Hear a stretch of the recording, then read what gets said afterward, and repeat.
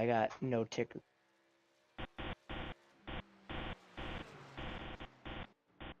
Good evening, race fans, and welcome to Week 7 of the Triple M Pulling Truck Series Nazaras, the Friday night edition. Tonight we are at Darlington Speedway for the Acme Markets 200 here in Darlington County, South Carolina, where these drivers are going to be taking on the Lady in Black, the ever so tricky oval, as you are looking right now of our track map tonight. Kind of a wide open turn 1, funneling down to a very tight turns 3 and 4. Right now, the racetrack, well, even all throughout the night, the track is only going to be about a lane and a half, 2 lanes wide. But a lot of side-by-side racing is going to be very tricky tonight. A lot of these drivers are going to have to survive 150 laps around this beast and ultimately try to come away and survive. Right now, we are looking at about 3 minutes left to qualifying. Right now, on the top of the board will be the 97 of Stephen Light, holding it down the fort with a 29.382. Stephen, one of those heavy hitters that has been here persistently in this series, and running on that top 2 right now, that 971 of Nathan Maurer with a 29.4. Devin Painter, Keith Bradley, and Joey Doucette rounding out your top 5 in qualifying as of this moment. Right now, though, we will be trying to catch up with, I believe, our current point leader from Upfront Motorsports, the number 3 of Chris Cinnamon. Chris, you got us in the booth here. Hey guys, yeah, I gotcha. Well, it's the Lady in Black throwback night. What is it going to take right now as you're the point leader heading into Week 7 here? Very tricky racetrack. Not a whole lot of room to move around. What's it going to take to ultimately come away with even finishing here and a win? Oh, I think patience, definitely. Trying to keep those panels straight. It's a long race. Don't bend it up early.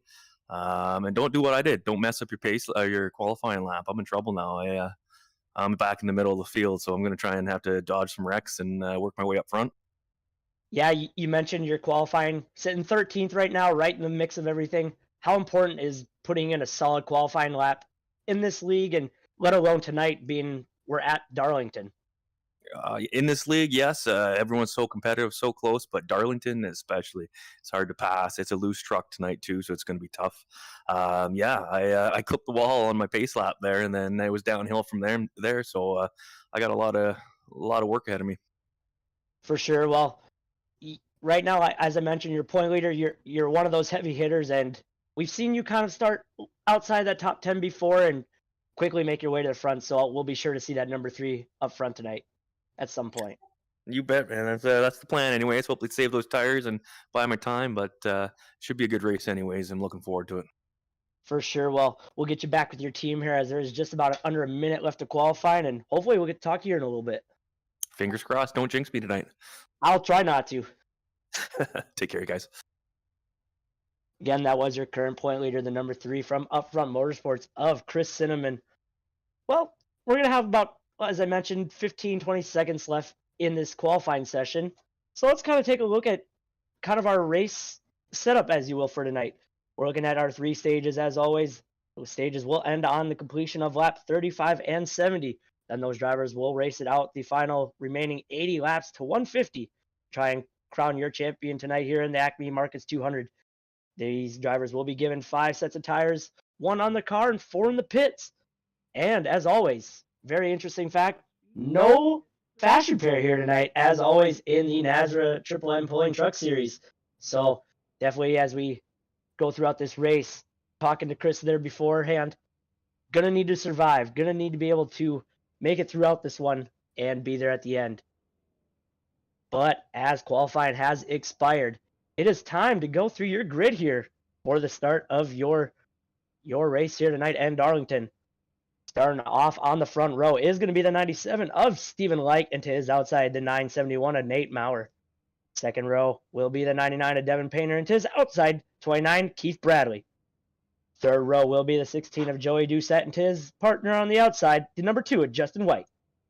Fourth row will see the 43 Blake Lothian, and to his outside, the 13 of Michael McKinnon. Next row back will be the 23 of Stephen Thomas, and to his outside, the 45 of Dana Shepard. Row 6 will see the 93 of Zach Hartwick, and to his outside, the number 5 of Jacob Klinkart. Back there in that 13th spot, the man on a mission will be the 3 of Chris Cinnamon, and to his outside, the 96 of James Morris. Next row will be the 42 of Ed Osborne and Jose Luis Lovera.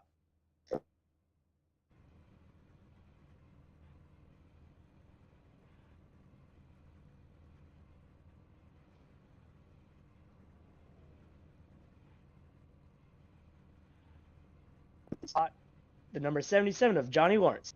To his outside, the 11 of Derek Kilgore. Next row will be the 26 of Cody Knott, and to his outside, 53 of CJ Fonda. Next row will be the double O of Huck Wigington, and to his outside, the number 17 of Brandon Bullock. Next row will be in that 27 spot, the number 48 of Robbie Richardson, to his outside, Trey Pitts in the 21. 29th, we'll see the 81 of Taylor Peacock, and to his outside, Dane Hagen. From there back, our final 2 starters will be the 22 of Jess Sickles, and rounding out the field will be the 98 of Jimmy Emos. Well, that will set the grid for the Acme Markets 200 here at Darlington, as these drivers will begin their pace lap around the Lady in Black, awaiting their green flag.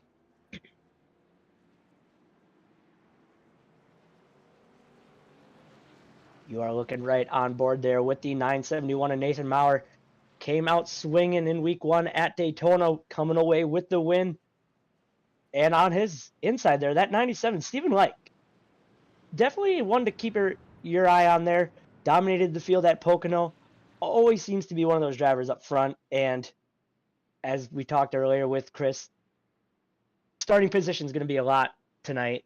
And just having that open track, having that open field to kind of run your lane is definitely going to pay off for him. So having as much starting position as possible is going to be a key advantage here tonight, to trying to stay clean and trying to be there at the end of this one.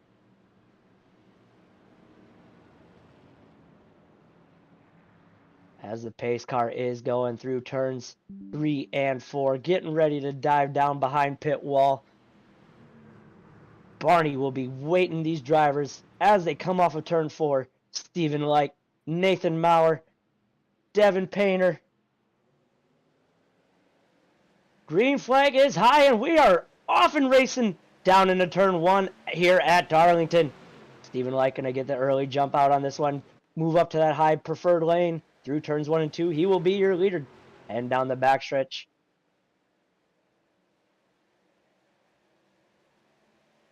A little bit of shaking, moving around back there. I see a car wrecking back there. Not quite sure what happened. One thing to keep in mind, this track, fresh tires, these trucks are very loose as we're looking right now on a replay. Get a little bit of a glimpse at what happened back there. It looks like someone may have just gotten loose off of turn 2. Oh!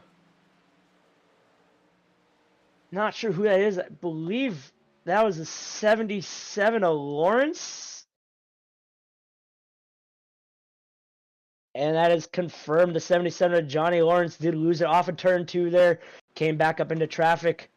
Not sure who we all collected in that. Oh.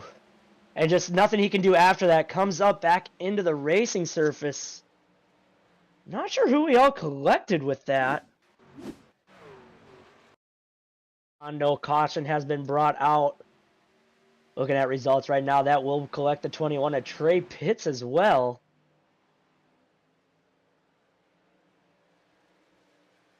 But right now, green flag still flying high. Everyone's starting to single file out. As I mentioned, stage 1 will end on lap 35. So these drivers definitely going to have to worry about a little bit of tire wear. That's for sure here tonight. Estimated fuel run, I believe, is going to be about 35 to 45 laps. As I am joined now in the booth here by Wesley Outland. We are on lap 4 here, coming to lap 5. Stephen Light showing out the way. Just already over a half-second lead over the 99 of Devin Painter.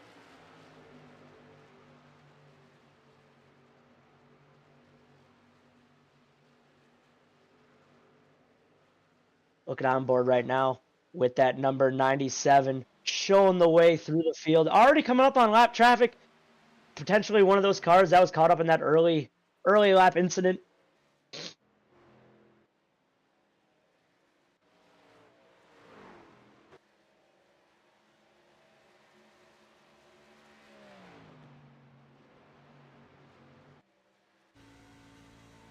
Ryan on board right there with the Racing for Autism, number 97, Stephen Light, coming up on the 39 of Dane Hagen, I do believe. Trying to put him down a lap early on in this one. As you see Stephen Light drift up high up alongside that wall, down into turns 3 and 4. Gets run down the front stretch. Starting to pull away from that second place runner, David Painter, right now.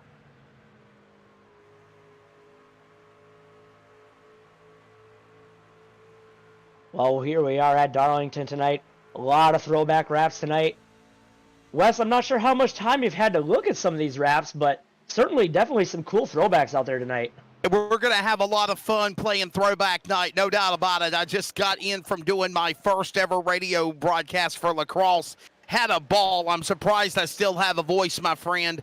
And now we're ready to go truck racing here at Darlington Raceway. Got a caution in the early going. I'm just glad I made the start, man. It's haven't worked with you, Hunter, in a while. I think it was the Daytona opener when me and you worked together. Yeah, it's been a while. Been pretty busy with some other stuff behind the scenes. But you mentioned earlier that caution. We did not have a caution, actually. They stayed off the racing service. Johnny Lawrence at 77 got a little loose off of turn 2, hit the inside wall, came back out, and collected 2 or 3 other trucks on that, and ended a lot of trucks early on. Yeah, I'm surprised. I can't believe we didn't get a caution thrown, man, especially with that truck flying through the air like it did. But I guess he quickly hit the escape button or hit the reset and took the tow to the pits, but obviously right now still in the green flag conditions. Gotta love Darlington Raceway. The lady in black, the track is just over a mile in length. The configuration of the track is like an egg-shaped facility, if you will. So much history with this speedway as well. And so now we watch Joey Doucette, Blake Lothian, obviously, the Wesley Amass driver, Stephen Thomas, been really strong here recently. All these drivers. Michael McKinnon, there's a throwback to Darrell Waltrip, obviously, whenever he used to drive the Western Auto colors. So this is kind of like our, if you will, throwback night for the trucks here at Darlington, bud. The Ron Hornaday throwback. For sure, and you'll definitely have to give a lot more info on a lot of these wraps compared to what I may know. I know right there that Jose's rocking the Matt Kenseth DeWalt machine. But you'll definitely have a lot more knowledge behind a lot of these wraps than me for sure here tonight. Yeah, I mean, obviously there's a lot of beautiful trucks here. We'll do our definitely best along the way. There's the Budweiser, obviously throwback to Junior Johnson in the Bill Elliott era, if you will. To the Budweiser King of Beers for Derek Kilgore. Ron Hunter, man. Hey, I got to give props to Ron Hunter, my buddy in the Hunter Performance Motorsports number 30. He runs in the Northwest Racing Series Trucks and Cup, and he had a flawless run at Daytona. Got himself in pretty good positions for those races. There is the Dana Shepherd throwback. Obviously, the 45 is the Spree colors, if you will, to win the late Kyle Petty. His son, Adam Petty, drove that car back in the ARCA days from Putney, Vermont. Brandon Bullock from Macon, Missouri. I'm digging these throwback colors on these trucks tonight, Hunter. No doubt about it, brother. Yeah. For sure. Yeah, you got a race to call, but we're showing you the throwback colors. Yeah, sometimes the wraps are just as cool as what the race is going on right now. And correct me if I'm wrong, a Ricky Rudd Havoline? That is Ricky Rudd or obviously Davey Allison, Ernie Irvin colors for the Robert Yates Racing throwback. That reminds me of a wrap job of Tony Stewart's rookie year with the Home Depot colors on that car. Mm-hmm. There is obviously a Valvoline throwback to Mark Martin from Cody Don on board with him from Madera, California. Madera Speedway, popular place there. There is a McDonald's throwback to Bill Elliott, Eric Zimmerman in the 94 right there. Are we just going to go row by row of what truck is what truck is what truck? Adam, what are we doing, brother? We're just showing you every truck. There's a Steve Park throwback, the Pennzoil Taylor Peacock machine. Not a whole lot of racing going on right now. A lot of single file. Stephen Light doing his best to check out early over a second, almost second and a half lead already. Not a whole lot to report race-wise right now. Everyone's doing a lot of give and take early on. That was a Kyle Busch throwback back in the Hendrick days for Kellogg's right there. Just some of these fancy trucks, if you will, and we may have to pan over to nice designs on them. We may have to pan over to Keith Bradley's ride here. I'm not quite sure. He's in fourth. Yeah, I'm not quite sure who's the throwback is the Viagra? Oh, that's Bradley's the Mark giving us Martin. a No, little... no, no. Okay. That's the Mark Martin Viagra card, the throwback card for Viagra. Okay. Okay, I wasn't Yeah. sure if he was telling us something or if that was just a throwback that I wasn't aware of. Yeah. Contact with the outside wall. Speaking of Viagra, you got to keep it up on the top of the safer barrier there. Don't make contact with another driver. Raul Meza, Robert Richards, all those guys going at it. Right now, let's pick up the leader as we're about 15 laps in stage number 1 here. Robert Light is the man out in front. 16 laps in. I'm sorry, Stephen Light. I think I said Robert Light. I'm sorry. Stephen Light in the 97. He's your leader. Nate Maurer is in second spot. If I remember, Hunter, the last race me and you worked together was Daytona, and he was the Daytona truck winner. Nate Maurer, the 971, in second. Correct, yes. And now we got Keith Bradley starting to close in on that 971 for that second position as they exit off of turn 4, heading down the front stretch. And as they're going racing on, they see Stephen Light get smaller and smaller and smaller down their windshield now that he's opened it up to over a 2-second lead. Yeah, no doubt about it. Of course, the laps continuing to go down. Real quickly, can you give us the rundown of the format for the stages for tonight, my friend? For sure, stages tonight end on lap 35 and 70, and then those drivers are going to race it out 80 laps in that final stage. These guys got 5 sets of tires, 1 on the truck, 4 in the pits, and as always, no fast repair. Yeah, so it's 35 laps in stage number 1. Then it's going to go to lap number 70, another 35-lap stage. That'll take you, of course, to that final 80-lap sprint to the checkered flag, possibly green flag runs. We saw a lot of strategy last night in the Over-the-Top Designs Xfinity Series. Of course, Rhett Tucker picking up the win for that. Hunter, sure. how did it feel to get into Nazareth Victory Lane 2 Thursdays ago, man, when we called your race at Richmond? It was surely something awesome on Thursday, but as anyone who may have watched it wasn't for sure until Friday afternoon when it was decided that I was given the win after that last restart. So definitely was awesome to finally get that first Nazareth win, and it took a while since I've been in Nazareth a while, but hopefully now the second one will come sooner. Well, right now, Stephen Light is still the leader. Nate Maurer, there's Keith Bradley. They're 1, 2, and 3 working their way off of the front straightaway here at the Darlington Raceway down the front stretch. Of course, now Devin Painter and Justin White is currently your top 5 drivers as it stands. As right now, we also look at Blake Lothian, Stephen Thomas, James Morris, Chris Cinnamon, Joey Doucette, the top 10 as it goes here, as we're about 15 laps to go, Hunter, in stage 1 here at Darlington. For sure, and right now, I believe, I'm looking at the 11 of Derek Kilgore. He started deep in the field, started 22nd. He's already at plus 10 here in the first 22 laps of this first stage.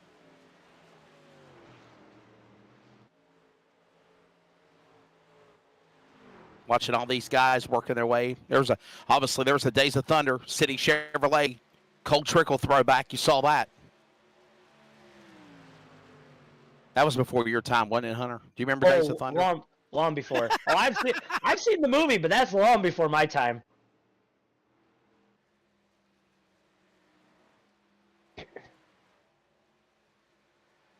Everyone's singled out. As we kind of I talked to Chris Cinnamon before this race, and he said track position is going to be everything here tonight. Not a lot of racing groove to work with, especially in traffic. A lot of guys right now working together, kind of giving up that space and living to see another day.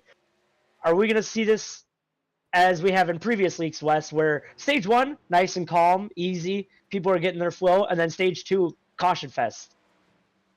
Yeah, I mean, like last night, man, believe it or not, we had 1 yellow flag. That was it in the race. That was an accident on track for the race last night at the Kentucky Speedway, won by Rhett Tucker.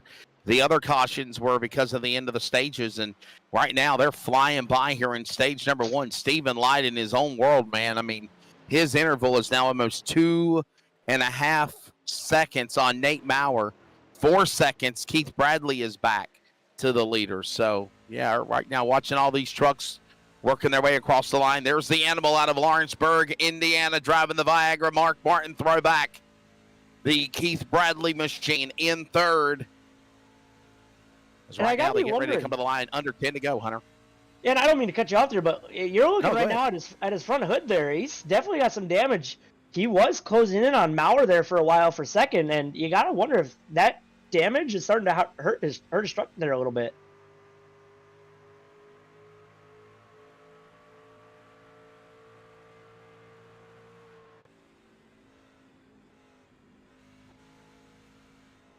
Riding on board now with the 971 and Nate Maurer, trying to do all that he can to try and figure something out here early on, see what he can do to try and chase down that 97 of Stephen Light. Yeah, of course, awesome images being brought in by Adam Flieger, as Stephen Light is the man that's leading the way. Nate Maurer second, Keith Bradley third, single file as they work their way back across the start-finish line. Justin White fourth from Athens, Tennessee, top five along with Devin Painter. And close into the end here in this first stage as there you see a hungry pack of trucks behind Devin Painter. That's Lothian, Thomas, and Cinnamon. A three-truck battle going on for sixth on the back straightaway now. For sure, as we're going to have just, I believe, 8 laps to go in this stage. Stage points are everything, so right now those guys battling hard, 5th, 6th, 7th. They want as many stage points as they could get, but you don't want to risk yourself or someone else, especially at this kind of racetrack where very hard to pass, Wes. Watching all these trucks, Stephen Light on the inside. Of course, big lead there. My apologies. That was Justin White, my bad. Battling alongside with Nate Maurer. This is for the second position as they work their way back to start finish. A big lead for the man of Stephen Light. Of course, the driver of the 97. What a strong truck he's got as he works his way back down the Boeing back straightaway here at Darlington. Moving up in front of the Winston Tower into turn number 3 from that camera angle. He's trying to put the 81 machine a lap down. Stephen Light is, obviously. And, of course, that is the driver of Taylor Peacock. Taylor Peacock really turned some heads at Bristol last Friday night and then got caught up in an accident, if you remember, at the end of stage, or at the beginning of stage 3. Took his chances away, if you remember that crazy race, Hunter. You were in that race last Friday night. No, I was not. I was out of town, but Taylor's one of my good buddies. And you weren't. I'm sorry. Yes, right. You were off. My apologies. Yep. And I'm buddies with Taylor there, and I kind of saw what happened. They ended up getting penalized, him and both Robbie Richards, for some under caution activities. And I had to ask him, I'm like, what happened there? He kind of told me what happened. So unfortunate for Taylor. I know Bristol's one of his favorite tracks. He does really well at, and felt like he got robbed of one there. Definitely just try to pick up the pieces and reset again, mind you, as we're closing in on the final 5 to go here, under 5 laps remaining. Stage number 1. Stephen Light, the man out in front. Nate Maurer in P2. Justin White third, as he just got around Peacock, the lap truck. There's the big lead that the 97 has. There is second. Maurer, about 4 seconds back now. 7 seconds back is Justin White. There's his truck in the third position. Keith Bradley just fighting position along with the 94. Lap truck in front of him, of Eric Zimmerman.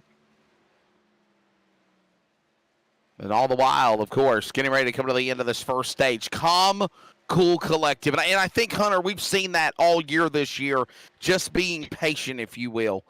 Get these first couple of stages out of the way. Then you get to that final stage, then it's all bets are off, my friend. For sure, and you definitely didn't want to have something happen like it did at the beginning of this race with Johnny Lawrence there in the 77. But like we've seen it in previous weeks where stage 1 people are trying to find their rhythm, getting their groove, and in stage 2 it's gloves off. So I'm highly expecting but a caution early on in stage 2 as drivers are going to be back on fresh tires, trying to make up as much ground as possible before stage 2 goes on its progression into stage 3, try and get track position.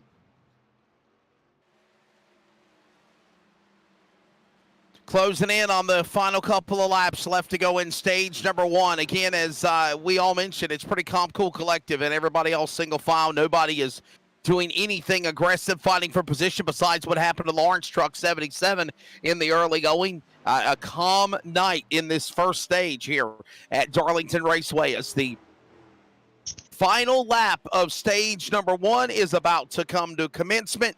as Stephen Light is working his way down the back straightaway for the final time. He will come to the line here. Stephen Light, the rest of the field, coming off of the fourth turn. They will clock in the top 10 when Stephen Light gets to the start-finish line right about now. There he goes. And they will wait for all of the drivers to cross the scoring loop. Top 10, counting Joey Doucette, the 16. And when he does, watch from this camera angle. Adam's dead on it. You'll see Barney the iRacing flagman throw out the yellow flag to signify the end of stage number 1. And right about now, that is about to happen here as Stephen Light is the winner of stage 1 here at Darlington Raceway, Hunter. There's the caution. Yeah, took a little bit there as 10th place was Joey Doucette getting that last playoff point there, but 20 seconds behind your race leader. Almost a full lap. Well, a full lap here is about 30 seconds at race speed. So Stephen Light had almost a 2/3 of a lead over your top 10. Yeah, that's why it seemed like, okay, Wesley, when is the caution going to be thrown? When are they going to throw the caution here?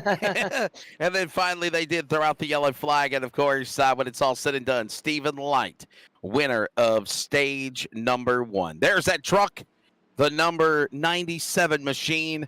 And I'm sure everybody's going to be coming out of the end of pit lane here for the end of the stage as pit road is open. We are going to take a break. Hunter Parsons and myself, we're glad you're here. Coverage of the NASRA Triple M Pulling Truck Series. Pit stops underway. The entire cavalry coming down to get service. Will be reset for stage 2 when we come back from Darlington on the NASRA 360 Racing Network.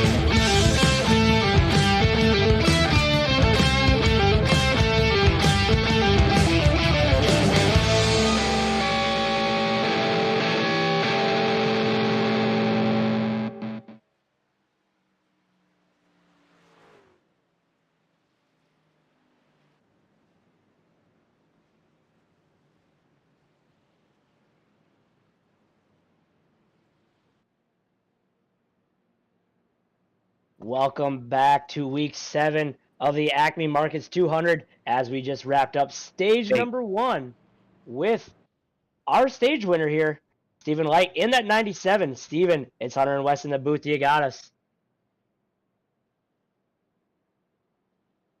Go ahead, guys. No problem. Dominant performance there in stage 1. We talked a lot about you opening up to, I believe, a 5-second lead there by the end of that stage. Absolutely a flawless run there. What's it going to do to keep that pace up throughout this entirety of the race, as we're going to have about 110 laps left in this one? Really just about tire management there. Just trying to make sure you run a consistent pace that's not wearing the tires out, because this thing can get loose on you pretty quick if you're running too hard too early. So everyone behind me seemed to have the same idea, but things change. Somebody might try to run hard to get the clean air out front, which is important. It's hard to pass here, but we'll just have to keep doing what we're doing and play it by ear. I got to For think, sure. Steven, obviously at the end of stage one, me and Hunter kind of talked about it where everybody's just kind of quiet right now, being casual. Obviously, things are going to ramp up to the end of these final stages, you think? Absolutely. They're going to ramp up big time, especially once we get to that final stage. So you won't see guys saving as much at the beginning of that final stage knowing we got 2 sets of tires laying. So we'll just have to see what happens. All right, brother. It looks like you're getting ready to come back to the restart zone, so Hunter will let him get back to box and get back to work as here they come, ready to come to the Geico restart zone here at Darlington, ready for the resumption here of stage number 2. As, again, Stephen Light brings the field to the green flag, led the field at the end of stage 1, Hunter, brought him onto the pit lane, entered first, exited first, and he's in the lead as we go back to the resumption of stage 2. This will be about a 30-lap green flag run. For sure, and he talked about the tire wear there. He did a phenomenal job saving tires as looking at his lap times, he didn't really fall off as a lot of drivers did. A lot of drivers were pushing hard, maybe not conserving that right front, but Steven did an excellent job there conserving that right front tire throughout that first 35 laps. Kind of watching everyone right now working their way again. Green flag, and just as fast as the green flag fell, you have Stephen Light pulling back up in front. And that number 971 behind him of Matt Maurer. Justin White third. There's this battle now going on for the second spot. Chris Cinnamon right there. Look at that. There's the Ron Hornaday, Dale Earnhardt Jr. Nilla Vanilla wafer throwback, if you will. You can think of Earnhardt in the Napa colors as well as the Nilla Vanilla wafers. Remember, he drove that car in an all-star race, or actually drove it in an Xfinity race at Daytona. And with that being said, I think of Ron Hornaday, multi-time NASCAR Craftsman Truck Series champion with that truck. And right now, that 3 of Chris Cinnamon looks really, really strong as he about smacked off the safer wall barrier. But, Hunter, that's the thing. You can get what they call a famed Darlington virtual stripe here at the racetrack in the race tonight, and it's not going to hurt your truck any.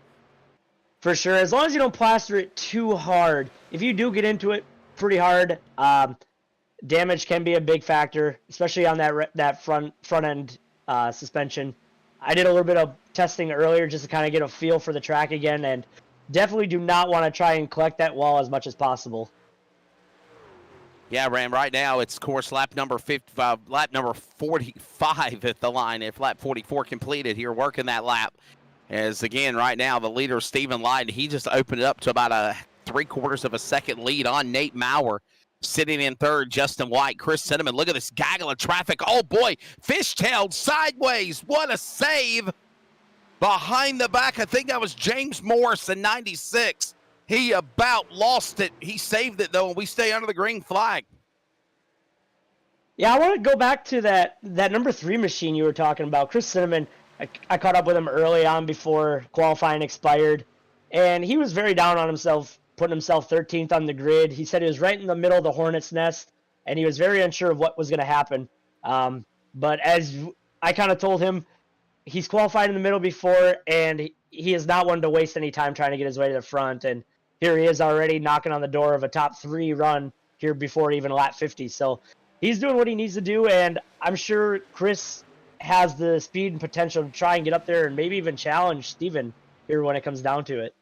It is Stephen Light, the leader. Nate Maurer in the second spot. Justin White third. They ran right off the safer wall barrier down the back straightaway. And now they all hit the back stretch going to that third turn. Cinnamon, Lothian, Painter, Bradley, all in that mix. As all these trucks now. That was, by the way, the 11 of Derek Kilgore that about dirt tracked it a moment ago off the back straightaway, off the Boeing back stretch, if you will, or entering the back straightaway. They work their way back to start finish here at Darlington. And Stephen Light, there he is, gone. Maurer right there in second, comfortable. And Justin White there got a cavalry behind him. They're coming after him like he's in a snake's patch to the backstretch. Yeah, a lot of fishtailing there off of turn 2. From the driver's seat, and it may not seem like it on the broadcast, but when you're running that middle, the top lane off of turn 2, that backstretch wall does come up very quick. So you got to be careful if there's a car to your inside. You don't get too high and try and snake back down to stay off of it. Not to collect anyone there as we are riding on board with the 43 Blake Lothian, trying to put a little bit of a run together to try and get by the 3 of Cinnamon there. as we shift back to the 99 of Devin Painter. Yeah, another lap on the board. Of course, Stephen Light continuing to just pick him up, put him down, do exactly what he needs to do to just be patient, if you will, right now. Nate Maurer, again, this is Devin Painter on board with him in that 6th position as there's a battle going on for 5th and 4th. All that happening. This is on board with Chris Cinnamon in the number 4. Patience is the key, I believe, obviously. And you heard what Stephen Light said. They might be comfortable right now in stage number 2 on the get-go, if you will, Hunter. But by the time they get to that 3rd and final stage, you got 80 laps. It's going to be all bets are off. It's going to be a gutter war to go to the payout window to find out who's going to win this race. Yeah, we're going to see a lot of different strategies there in that 3rd and final stage. A lot of drivers probably going to take tires early, hope there's not a late race caution, or you might even see drivers stretch it out, but then that tire fall off, very critical as even Steven was talking about earlier. So going to be interesting to kind of see who bites it first and comes down pit road. Yeah, and I'll be honest with you, I do not see, if you remember, Hunter, last night in your race that you ran in the Over-the-Top Designs Xfinity Series at Kentucky, me and Will were in the booth. You could ask Adam Flieger, our backup emergency producer filling in for Tim Hammonds. I called it perfectly, didn't I, Adam? Remember about the pit stops, about fuel, how many laps they could go on a green flag run, and they had to make green flag pit stops to determine the winner, and that entire outcome came down to a spectacular finish down to the end between, of course, Red Tucker and I believe it was the Thomas car, when he smacked the wall on that last lap of the back straightaway and took his momentum away. But again, it was a great race, though, last night at Kentucky. Yeah, it came down between my teammate there, Rhett, and it was actually Hank Caston trying to... I'm sorry, the 36. That's right, Hank Caston, yes. Yeah, definitely. That pit strategy definitely shook a lot of things up. Thomas wasn't really up front running in that top 3, 4, 5 the entirety of the race, and he did a beautiful pit strategy that put him in 2nd for a while, and I think he ended up finishing 4th or 5th, so it definitely worked out for him. Some of the drivers, they pit later than what any of us in the RTR Discord would have thought, and it ended up paying off for him in the long run, so very interesting on how that all worked out for everyone. By the way, if you're watching along with the NASRA Triple M Pulling Truck Series at Darlington, Stage 1 has just concluded for the NASCAR Craftsman Truck Series, 2nd race of the 2023 season. 3 wide coming to the finish line, Zane Smith, Daytona Truck winner. He is also the champion of last year, and he just locked up Stage 1 at Vegas. So check it out. I always tell people, Hunter, put your big screen TVs up. Put one big screen TV for the NASRA broadcast. Put the other one on the FS1 broadcast of the NASCAR Craftsman Truck Series, and enjoy both angles of excitement, virtual and reality. And definitely, we're having a fun time here as we're closing in on 15 to go, man. Believe it or not, in stage number 2 at Darlington. Yeah, I gotta say, this is a very good group of guys that run on this Friday, as we call this almost the premier series. Being Darlington, I would have expected at least a caution or two by now, but these drivers are doing a very good job of doing give and take, as you're going to see Chris Cinnamon dive down below the number 2 of Justin White, trying to take over that third spot on the grid as they're coming off of turn 4. Justin White gets a little bit higher, but avoids the wall. Chris Cinnamon's going to fall back in pursuit behind that 2 machine of Justin White. Yeah, man, and Justin, a phenomenal battle right now. We're watching all of this take place. It is a great opportunity to see what drivers can kind of pull the trigger, break out of line, show that they can go single file on their own, and try to make a run after Stephen Light or Nate Maurer. Because right now, to be honest with you, as we're closing in on the end of stage number 2, this race flying by very quickly, if you will, Hunter Parsons. We're seeing the top 2 dominant trucks, but again, there's still a long way to go in this race. For sure. And we talk about Steven and Maurer right now. They're up front, dominating the field. But we see a lot of drivers coming through the field here. I'm looking right now at the race results right now. James Morris, he's a +6 on the grid. Cinnamon is +9. Robbie Richards is up 18 spots, I believe, all the way from 27th up into the 9th spot. So just going to need a little bit of those cautions, a little bit of lady luck, as we mentioned, and put himself into a better position to try and further himself in this race here. Oh, my goodness. By the way, as we got him a little sideways there for a moment coming off the corner, as that's the Keith Bradley, David Painter, Blake Lothian, James Morris battle on the back straightaway, exiting off the 2, going to turn number 3, and they're coming back to the line. Hunter, I don't know if you knew this or not, but breaking news in NASCAR, Chase Elliott will miss Sunday's NASCAR race and don't know when he'll return after injuring his leg while snowboarding, not even racing related, snowboarding accident for Chase Elliott, the NASCAR champion of 2019, and 2020. Josh Berry will be driving the number 9 car. How about that? Oh, we got a car on the wall there. I'm not sure. Justin White? Yeah, that's the 43. Nope, 43 there of Blake Lothian. Rewind. Wow, this is going on for 4th and 5th. Lothian, Painter, Bradley going at it 3 wide, guys. Get a little slam off the wall again. Goes Painter. We kind of missed it there, but the 3 of Cinnamon collected the outside wall for turn 4 and lost about 4 or 5 spots out of that deal. So he's got to put it back to work and try and see what he can get here. As they're trying to work around a lot of traffic of Huck Wigington in that 00.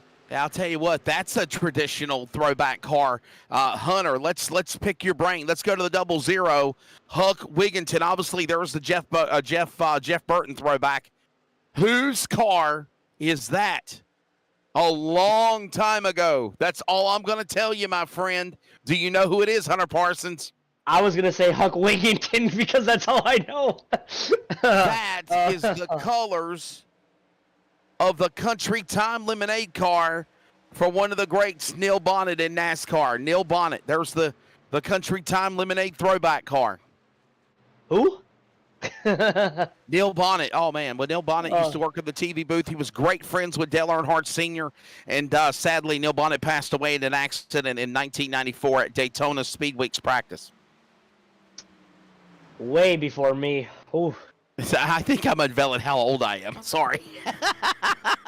And, of course, you know what, though? I'm also, Hunter, a racing historian, okay? I love the racing. I love to keep up with just the history of the sport. Like, cramming for a test, I definitely try to keep up with all of the monumental moments, or even try to keep up with wins and losses or crazy finishes, if you will, in the sport, no doubt. For sure. And right now, we'll get back to it here. We're looking at just 5 laps to go in the stage. And Stephen Light's still checking out, just about 3-second lead over Nathan Maurer. Justin White, after collecting that wall for turn 4, he's back up in the 3rd position. Keith Bradley running up in 4th, and Blake Lothian back in the top 5. Yeah, Ted Wade said it perfectly in the chat box, by the way. 2-time winner this year in the NASRA Over the Top Designs Xfinity Series. He says, and I quote, Stephen Light is in a different zip code right now. Nobody is able to contend with him whatsoever. 2 seconds back on Nate Maurer, who is 2nd at the end of stage 1. He's 2nd right now in stage 2 as it's about coming up on 5 laps remaining. And Justin White is 3rd. Those are the way they kind of finished at the end of the first stage. And Keith Bradley, Blake Lothian, Devin Painter, James Morris, Chris Cinnamon, hell, even Robert Richards. There has been some phenomenal racing by those trucks in the back behind 3rd on back for the point. I would say Ted Wade would need to come in and make an appearance here and see if he can run with the big dog, Stephen Light. The last time I remember Stephen up front dominating was Pocono. He's dominating here again. I wonder if Ted could have something for him sitting back home watching right now. He's got to wonder if he could come in here and maybe give him a little bit of a run for his money. Ted's a heavy competitor. We'll have to see that for sure, man. I don't know if Ted Wade actually competes on the Friday night series. I know he runs on Thursday. So I believe he's a part-timer in the Friday series. Gotcha. There's Blake Lothian, by the way, the number 43. Real NASCAR competitor, by the way. Stephen Light used to race NASCAR back in the day as well. Another one of those drivers that was a real racing competitor, or are competitors, and now enjoying the sim world, if you will. There's that number 43 machine. Blake Lothian. There's the Viagra throwback of Mark Martin for number 29, Keith Bradley. Damaged front end on that Ford. I think he's just trying to get to the end of the stage to get a repair here. And we will come to 2 to go here in stage number 2 now, Hunter. Yeah, Stephen Light coming off of turn 2 down the backstretch. Coming to take the white flag in the stage right now. Still have about a 2-second lead over the 971 of Nathan Maurer. But right now, Stephen Light out front in that different zip code. Coming to take the white flag in stage number 2. Yeah, the final stage here now for Stephen Light. Right now just trying to hit his marks perfectly, as you see from the virtual driver. Working his way into turn number 2 to the Boeing back straightaway. Look at how differently the turns are as the wall just jumps up at you off of that second turn. Now he works his way into the third turn. 3 and 4, definitely a very tricky corner to get through. You almost want to get into the throttle right away, but you got to be patient on yourself. Get into it a little bit later. That way the front end doesn't want to push you up into that outside wall, as Stephen Light will capture the win here in stage number 2. Just awaiting your top 10 to cross the line here. Yep, Stephen Light does it again. He'll sweep stage 1, stage 2. Nate Maurer in second, Justin White third. Keith Bradley fourth, Blake Lothian is in the top 5. Devin Painter, James Morris, Chris Cinnamon, Robert Richards, Joey Doucette, 12, almost 13 seconds back behind the leader of Stephen Light as he got stage number 1 and 2. Hey, there's a throwback. The Mountain Dew amp colors of Dale Earnhardt Jr. on the number 16 of Joey Doucette. We'll grab Nate Maurer, as we've already spoke to Stephen Light, winner of stage number 1, and we will do that when we return. The NASRA Triple M Pulling Truck Series from Darlington. When we come back on the NASRA 360 Racing Network, Stephen Light, stage 1 and 2 winner, as we move to the final stage and 80 to go.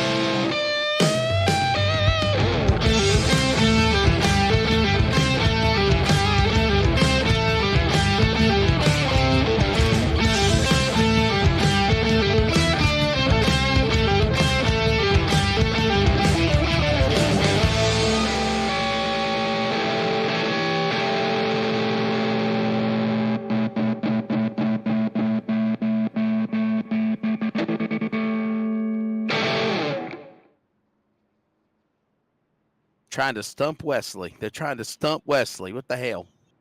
I can't move Maurer. Hang on a second.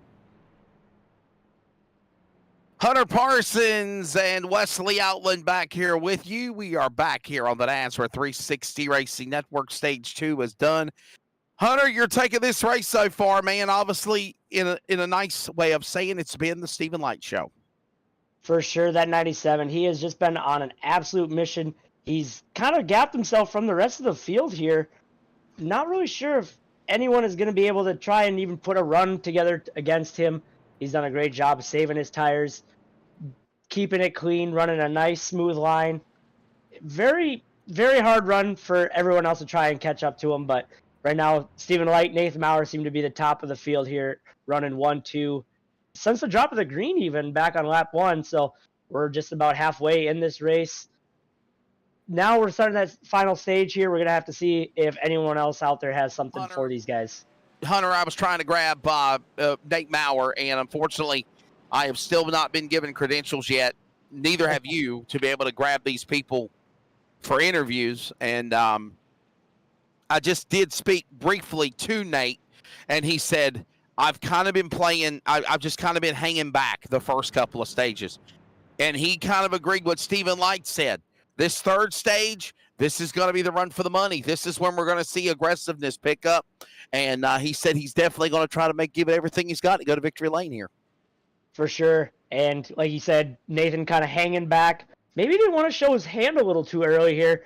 Give something for Steven to kind of see what he can change up. So Nathan Maurer, very critical restart, as you're going to want to get out in front of Steven as soon as possible before those tires start to wear in, making it harder and harder to make a clean pass, I should say. So right now, pace lights are off. Pace car getting ready to dive behind pit wall. Barney has got the green high in the air, waiting to give these guys the go for stage number 3. This is it. Stage number 3, the green flag as the field comes out of the Geico restart zone. 2 stages down. This will be about a 75-lap green flag run to the finish, as we have also just got the cross flags here in this official race distance of the event. 75 down, 75 to go. And boy, oh boy, you can just tell how aggressive these guys got on the restart. They are going after it here as they work again off of turn 3. For sure. Now is the time to go. Right now, Stephen Light taking that early jump back out over the 971 of Maurer, but heading off down into turn 1 and 2, the number 2 and 29 of White, and Bradley going door to door, trying not to give the other any sort of room. Bradley's going to try and make that bottom side work off of turn 2, down through the backstretch. A lot of bobbing and weaving right now, but one car back to keep your eye on. 48 of Robbie Richards in that Havoline machine. Started all the way back in 27th. Up in that top 5 right now, just waiting for his moment to move. Little concrete dust, if you will, from one of the trucks slapping the safer barrier down the front straightaway. They work back into the bank and into turn number 1 and 2 here at Darlington. Stephen Light out in front. He is the man in the top position. Nate Maurer. Let's see what Lothian can do. Blake Lothian in 7th. You're on board now with, I believe, Nate Maurer, the Lancaster, Pennsylvania driver. Now, I know he said he's going to be aggressive here, but I think he's kind of just waiting right now, if you will. Caution is out. We've got a caution. Our first caution of the night, other than our stage breaks. That's right. We got a caution of the speedway. We will try to find out what happened on track 11 unofficially. We'll find out here.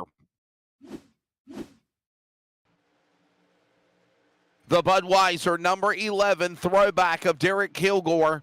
And there is a move as he got right into the left side, and airborne goes Kilgore. Still landed on the 4, hooked the landing, if you will, for Kilgore. But he bounced off the left front fender, if you will, of the 30 of Ron Hunter. Yeah, and honestly, I might even think from that first angle it was a little bit of netcode the way that car jumped up in the air. As we had a little bit of a slow motion. Just horrible netcode, sending the 11 up, and at that point, once that rear end is off the ground, just absolutely nothing no one can do. Very unfortunate. Going up and over, hitting the catch fence, doing a little bit of Ricky Bobby, Talladega Nights up in the air, but luckily lands on all 4.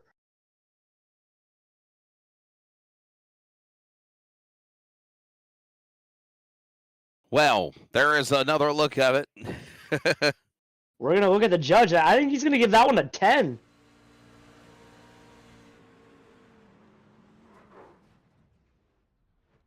As the caution out now for Kilgore. Ron Hunter, I got to wonder how much damage might be on the 30 truck of Ron Hunter also as he comes down to the pit lane. And under the caution. First caution on lap 79 here at Darlington. I don't think there's anything there to be complaining about, but That's right. unfortunately, I don't even think that this should have happened to have a caution.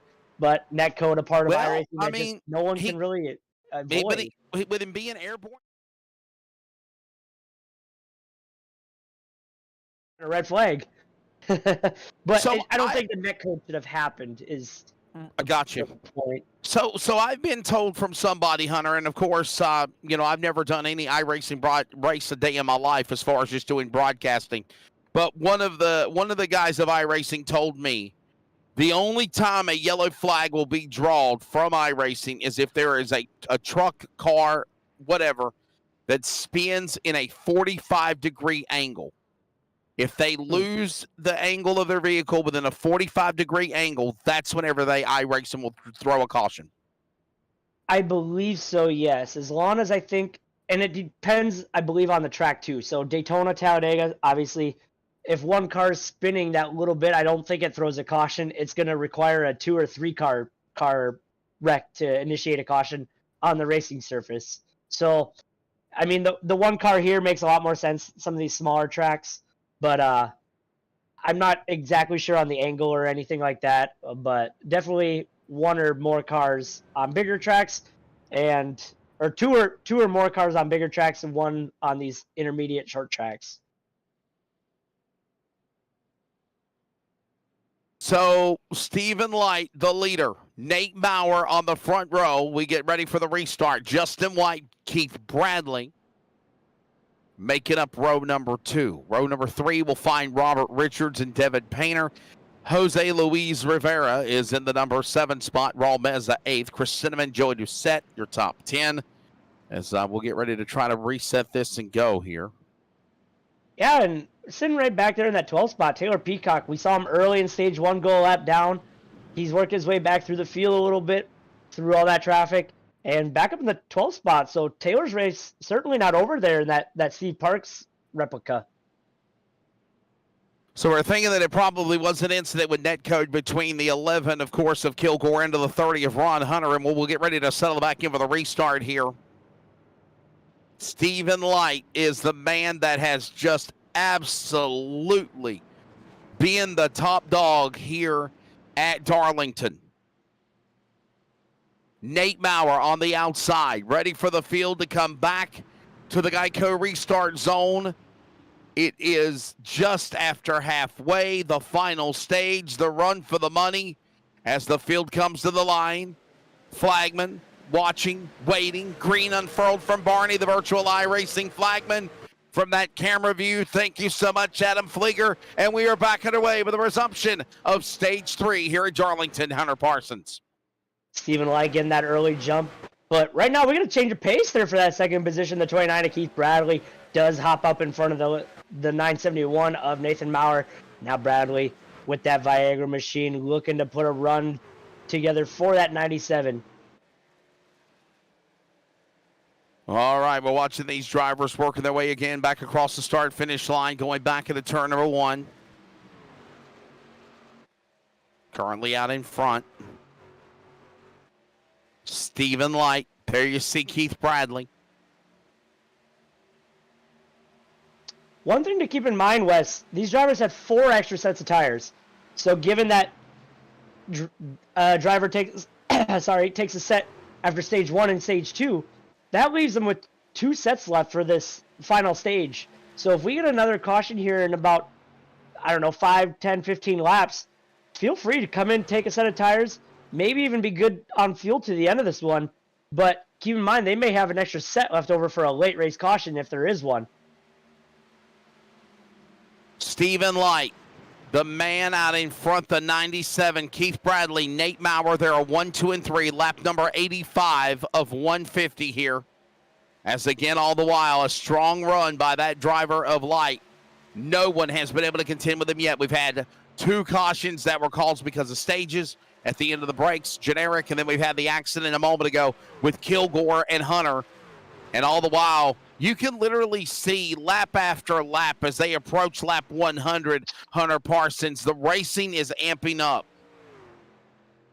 Yeah, right now they're top 5 all singled out, but right now we got a battle for that 6th spot between Jose Luis Rivera and Robbie Richards in that 48 and 20 machine, as they say that they start to single file back out. But very hard to pass here. You almost have to do it in one corner. If you can't get it in that first try, fall back in line, reset, try again. You don't want to be racing side by side, especially being on that bottom lane. You're definitely going to eat up that right front tire a lot more, a lot harder, and giving that outside guy almost the preferred lane, a little bit more momentum down into the front and back stretch. So you got to be very strategic on how you want to pull off this pass.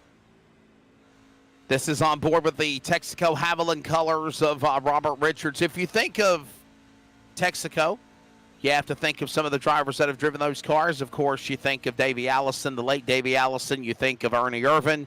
You think of Kenny Irwin, Ricky Rudd, Dale Jarrett. I think those are probably the names of the drivers that I could think of that had the stint of driving the Haviland car, for sure. Yeah. I almost feel like we should have called this race by their throwback names instead of who they actually are. Matt Kenseth chasing down Ricky Rudd. Hey, by the way, shameless plug. Speaking of throwback cars, can I give a plug for somebody? It's a racetrack. Oh, Rockingham Speedway, of course. You know, one of the radio networks I work for is CRN, and we have a contract of broadcasting a lot of races at Rockingham Speedway. We did the races last year. We're looking forward to doing them this year. Of course, unfortunately, due to other contractual obligations for the weekend, we're not able to do this one. But I want to give a shout out to Rockingham Speedway. They just repaved that racetrack. And speaking of throwback cars, if you will, if you're in the Rockingham Speedway area, Rockingham Speedway is having their second annual open house tomorrow. There will be Allison Legacy Series racing, vintage stock car racing as well. The vintage stock cars, kind of like the throwback cars, if you will, Hunter Parsons, that we were talking about, the cars of old. And I don't mean that in a disrespectful term. They will be on the racetrack competing at the Rockingham Speedway. And here's the kicker, Hunter. Live DJ, food, music, racing. Donnie Allison, one of the great NASCAR drivers of the sport, will be there for a meet and greet. And guess what?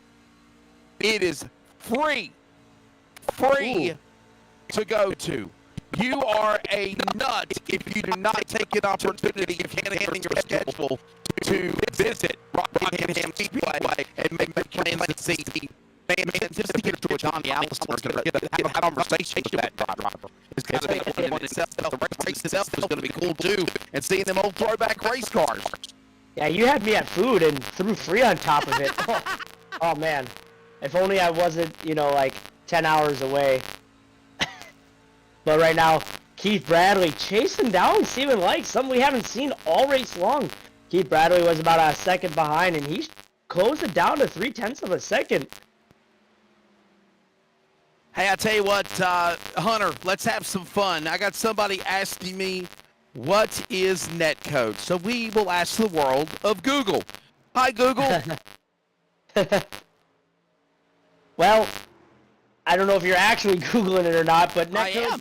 Oh, I was going to say, in iRacing terms, basically, if one or two drivers, doesn't really matter which one, their network may not be almost perfect. Here you go, Hunter, A listen. little bit of a flaw. Okay, go for it. According to Wikipedia, netcode is a blanket term most commonly used by gamers relating to networking in online games, often referring to synchronization issues between clients and servers. There you go. That answers your question. Thank you very much, Google. No, go to sleep. She's trying to talk again. Yeah, that was a very technical term for it. I guess to break it down, super simple for iRacing. If you're alongside someone, but their network may not be up 100% up to par, iRacing may think that that car next to you is a lot closer than what it is, and may think that there's almost fake contact. So driver A kind of comes up, as we saw earlier, Kilgore and Hunter. Kilgore kind of came up a little bit, but didn't make any contact. But one of their connections may have been a little bit iffier than the other, and that's what made them think that there was contact, and ultimately wrecking Kilgore out of this. It's like a ghost car, right, Hunter? It's like a ghost car. In a way, yes, yeah. Right now, that 97 Stephen Light, he is starting to check back out, put the burners on, kind of leaving Keith Bradley behind in the dust there is very quickly, a lap or two, opened it back up to over a second lead. Over a second and a half that time by across the stripe. All right, so again, right now, Stephen Light is the man that is leading the way. Keith Bradley in that second position. And you got to think, obviously, I'm thinking green flag pit stops. Are you right? I would assume yes. As we see right now, a car coming down pit road. I believe that is going to be the 9 of Chris Blanchard. Currently 2 laps down. A little bit of damage, I believe, from that Kilgore and Ronna Hunter dilemma there down into turn 3. Here we go. We welcome you to coverage of the Triple M Pulling Truck Series Acme Markets 200 tonight on the NASCAR 360 Racing Network. I'm Wesley Outland. Come in a few minutes late. I think I missed like 2 laps at the drop of the green flag for sure. Hunter Parsons is alongside. Where is William Tiller at tonight, Hunter? Did he decide to play hooky or go to a baseball game again? I think he had his mom call him to the school, called him out sick and out having fun tonight. But here we are. We're having fun watching Stephen Light just absolutely demolish the field here tonight, opening up to almost a 2.5-second lead. Another second between those 2 laps ago when we checked in the timing between him and Bradley. So right now, Stephen Light taking these guys to school, but Will Tiller missing out on class today. I got you. I hope he gets. If he's not feeling well, I hope he does get to feeling better for sure. Oh, I think he's fine. He's at the arcade. Oh, but there's nothing wrong with going to the arcade. Hey, listen, I do follow him on Twitter, and I know he does do a lot of iRacing broadcasts. Hell, probably some more than me. So I mean, definitely enjoy working with him. There's the animal, Keith Bradley. Keith Bradley from Lawrenceburg, Indiana, has moved up to second as Nate Maurer tries to battle to get the second spot back on the inside as they work their way. Oh, I think he just smacked the wall off turn 4. Yeah, I almost think the 29 of Bradley started this third stage. He may have used up his stuff a little too early as we saw him chasing down Stephen Light and very quickly losing that time and that gap and now giving up second place to Nathan Maurer there. Right now, Stephen Light. Watch that little ticker on the top of the, well, not the little ticker. It's the ticker on the top of the screen there, scrolling. And you can keep up with your favorite driver. Stephen Light is the man out in front. Nate Maurer second. We are, by the way, 100 laps over in this race as we've completed triple digits now, closing in on the final 50 laps, if you will. Under 50 remaining. Under 50 to remain. Stephen Light opening back up to a 2.5-second lead over Nathan Maurer. Justin White jumping up to that third spot in front of Keith Bradley. 3.5 back from your race leader. Bradley in the 4th, and Devin Painter in that 99 running out in the 5th position. Yeah, it certainly is. Of course, in 6th is going to be Joey Doucette. Chris Cinnamon is 7th. Jose Luis Rivera is 8th. Raul Meza 9th, and Blake Lothian now moved up to 9th. But Raul Meza will fall back into the top 10. You're on board now with the 99, Devin Painter. That is the Jeff Burton X-Side Batteries throwback, if you will. I know that one for Bradley sure. Up in front of him. Yeah, oh yeah, that was back in the era of 29 out there on the outside, the Viagra car for Mark Martin. Keith Bradley dropping back fast. Had to have used up those 4 good years on that truck, just trying to get to a green flag pit stop here, or even a possible caution if he could get lucky enough. So listen, we've got another long green flag run. We've got trucks scattered all over the racetrack. So let's take you through the field and go and show you, if you will, some of the paint schemes here for this throwback night at the Acme's Markets 200 here at Darlington Raceway. There is Stephen Light. And, of course, if you do not – can we go back to the leader, please? If you do not know that truck, what that wrap job looks like, that is, of course, a throwback to the Parts Plus truck back in the day for the trucks, obviously. Racing for Autism for Stephen Light. Behind him, Justin White, in Athens, Tennessee native. That is one of the Team ASC throwbacks. I believe that is a throwback truck to Mike Bliss from Milwaukee, Oregon, if I remember correctly. His Chevrolet number 2. There in third, Devin Painter, we just mentioned him. X-side, Jeff Burton throwback, if you will. The Mark Martin throwback of Lawrenceburg, Indiana. Animal Keith Bradley, still damage on the front end of that truck. In fourth, in fifth, Joey Doucette. There's the Mountain Dew Amp Energy National Guard. Dale Earnhardt Jr. throwback of the 16 of Joey Doucette, your top 5. In sixth, Jose Luis Rivera. And he has got the Matt Kenseth throwback for the 2-time NASCAR Cup Series champion out of Cambridge, Wisconsin. Then it's going to be Michael McKinnon in the Western Auto throwback of Darrell Waltrip. Remember that car back in the day when he had the 17. Western Auto 13 of Michael McKinnon tonight. There is the Serve Pro wrap job for the man that is got that wrap job, Serve Pro, for Raul Meza. He's in 8th. In 9th, Dana Shepard. There is the Spree service card sprint throwback to the late Adam Petty, who passed away in 2000. Kyle Petty's son, Richard Petty's grandson, the 45. Then you've got the Valvoline throwback Toyota of Cody Knott in the 26. By the way, that was Raul Meza, then Dana Shepard, by the way, in that truck. Cody Knott from Madera, California, the Valvoline throwback, if you will. Then you've got, and that's your top 10, 11th, Steve Park, Pennzoil throwback colors of Taylor Peacock in the 81. Behind him, Robert Richards, the Texaco Haviland throwback of Robert Yates Racing, Davey Allison, Del Jarrett, Ernie Irvin, Kenny Irwin, whoever you want to think of in the 48 ride. Then you've got, of course, the NASA colors. That is not a racing throwback. Dane Hagen is in the Dane Hagen machine for NASA.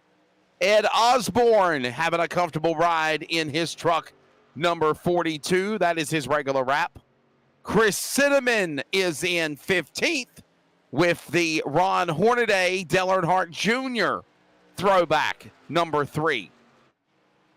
Then, of course, you've got Blake Lothian in his number 43 Christian truck, followed by Brandon Bullock in the 17. Zach Hartwick in the Tony Stewart Home Depot throwback truck, and he looks like he is off the pace there in the 93. In 19th is Eric Zimmerman, in the Bill Elliott throwback 94.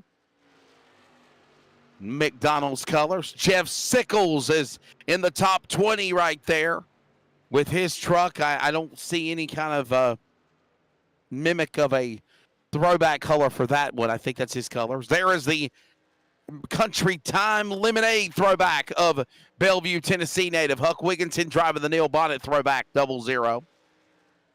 And Nate Maurer, we've seen his truck already.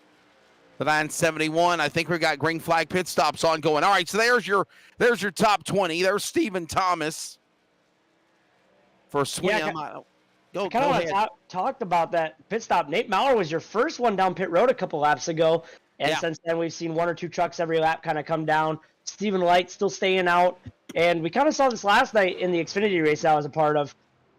I was one of those first ones to come down pit road. Almost gained my lap back under green flag, and almost kind of bit myself pitting a little too early. I should have waited it out a few laps, and I think that's what Stephen Light is kind of doing right now. He's buying his time, and he's kind of hoping that this one's going to stay green to the end because he's going to have a lot of fresher tires, newer tires than some of these guys who have pit already when it comes down to that lap 140, 145 or so before the end of this one. So I think Stephen might be onto something as what happened with last night with Rhett Tucker staying out a little bit longer, Dustin Scruggs, and ultimately paying off for those guys there at the end of that race. And by the way, obviously, Stephen Light has yet to pit, as all these other drivers like Raul Meza, Cody Knott, Robert Richards, all making green flag pit stops here. They're going to have to pit. The question is, when do you come in, and are you at a disadvantage now if you're Stephen Light because you literally let other guys undercut and pit ahead of you? Yeah, and I'm seeing it right now as I'm in the lobby watching these guys, and Stephen Light might just have a big sigh of relief as second place all night, that 971 Nathan Maurer, he was the first one down pit road. He unfortunately lost connection to the server, so he is out of this one tonight. Not sure if he had some bad weather or a computer crash, but Nathan Maurer out of this one tonight here in that 971. So that's going to hand Wow. over second to Justin White before this pit stop happens. So Man, gonna and be here a big comes the shakeup. leaders. Here come Yeah, the gonna be a- leaders, my friend, on the pit road, as you just mentioned. That is heartbreak, by the way, for Nate Maurer. Whatever happened to him, it's took him out of contention there, but such a strong run. And now Devin Painter will cycle around as the leader, as Light, White, Bradley, Doucette, Shepard, all of these trucks have gave up the top 10 to come to the pit lane for, can you say, the money stop of the race. Now, I really believe this. They got another set of tires, as we see the 99 of Devin Painter peeling off to come onto the pit lane. If we get a late race caution, make no doubt about it, I really think they're coming to the pits, but this is the money stop right now to try to decide the race finish. For sure. And right now, I don't know if I would have came down all 4 or 5 of those trucks at the same time following Stephen Light. Stephen has been one of those drivers. Well, he has been the driver tonight. And if you wanted to try and beat him, you probably would have had to try a little bit different of a pit strategy. I wouldn't have followed suit with him. As we're having a wreck down the backstretch, that's going to be your number 2 of Justin White, making contact with a car coming on the racetrack, meeting the inside wall. Justin Wow. White, he was literally in the top 3 most of the race in the stages. Incident while coming back, blending onto the racetrack. Oh my, that's actually, man, that's. Not sure. It is the throwback of Tony Stewart. I know that much. Can't remember who had that one here tonight. Zach Hartwick. It's Zach 93. Hartwick, the 93. Him and So- the 43 Olovian, I believe. Yeah, let's watch this. And then nowhere to go for. There's Hartwick in the wall, slams the safer barrier, tags in front of Lothian. Lothian and then Hartwick take out the deuce of Justin White. He slams off the inside safer barrier, gets the front truck of the right side airborne, comes down all 4s, slides back up in front of the field, smacks the outside safer barrier, and that puts us under caution. Here's the deal. If you haven't pitted, you better pit now. And that's exactly what Chris Cinnamon is doing. Yeah, and that came out at a perfect time for Stephen Light. He came back out. He was on the lead lap when that caution came out, so no need to do a lucky dog or anything like that. So Stephen going to inherit the lead back at the start of this green flag run again here when we get going. Caution out. Stephen Light now still the man up in front, even after pitting. That's how good that truck has been. He is the driver that everybody has been gunning for. We take a break. We close in on close to over 30 laps to go. We're back in a moment again here for the Acme Markets 200 from Darlington, the NASRA 360 Racing Network.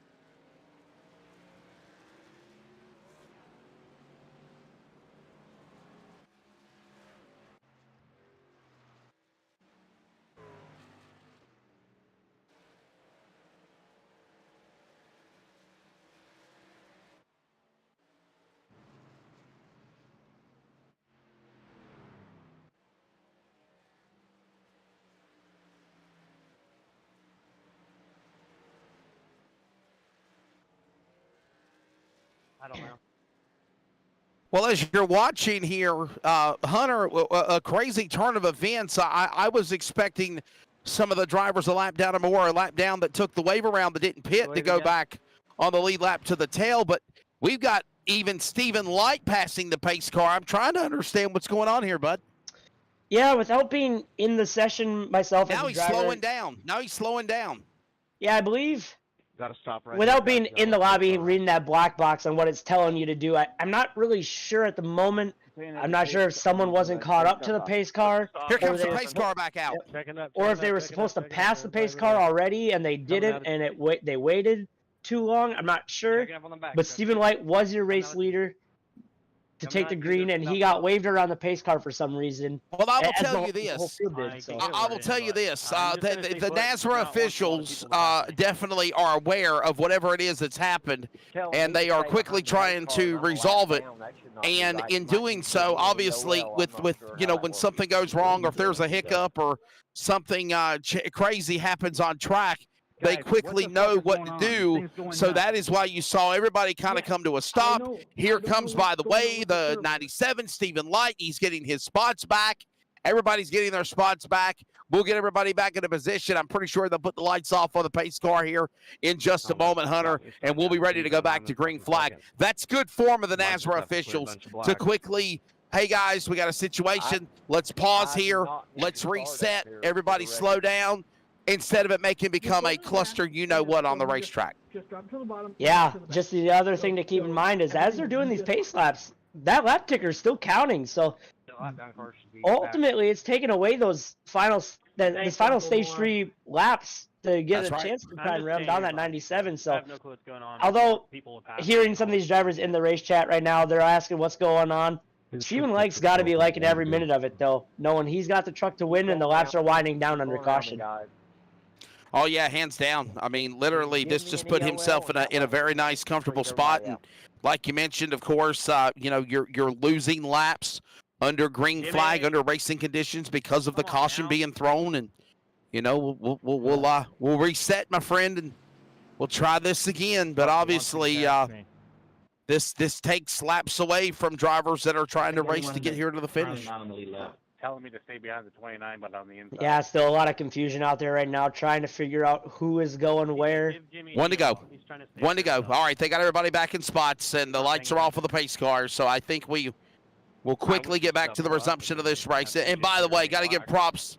I got to give props to the NASRA officials for the Triple M Pulling Truck Series to quickly realize what was going on, as you said, and somehow, some way get this race back underway with 28 laps to go. By the way, if you are following along here with the NASRA Triple M Pulling Truck Series at Darlington, you're in Stage 3, closing in on 30 laps to go, or under 30 laps to go.